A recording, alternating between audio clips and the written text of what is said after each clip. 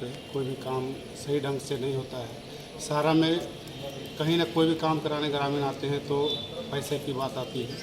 वो सबको उस पर पाबंदी लगाने के लिए हम लोग ये अनशन किए हैं, ताकि काम जो छोटे वर्ग के आते हैं जिसके पास पैसा नहीं है वो उसका काम नहीं हो सकता है। किस विभाग की बात कर रहे हैं? ये जैसे दाखिल खारिज हो गया वो सब भी नहीं हो पाता है पैसा के चलते।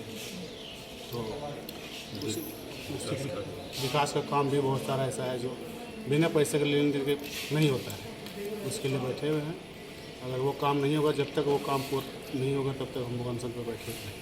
रिपोर्ट दिया है उन्होंने सरयू पासवान से घर बनाने के लिए जमीन लिया और जमीन लेने के बाद वो घर नहीं बनाने दिया, फिर दूसरा जमीन किसी से खरीद के वो जमीन आवास बनाई, लेकिन वो जान माल कहाँ रखेंगे?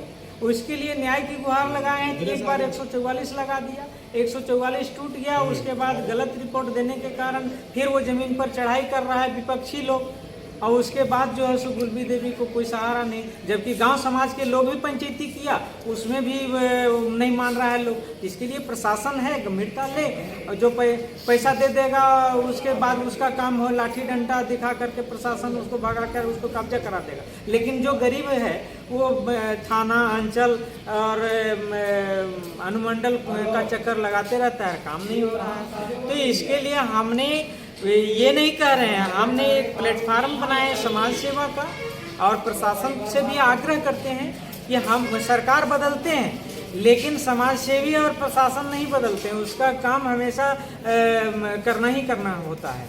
तो इसीलिए हम चाहेंगे कि सरकार जो नियम लागू किए हैं उस नियम के तहत जनता को सुविधा भी मिलनी चाहिए। जनता को कष्ट होगी तो हम आंदोलन करेंगे।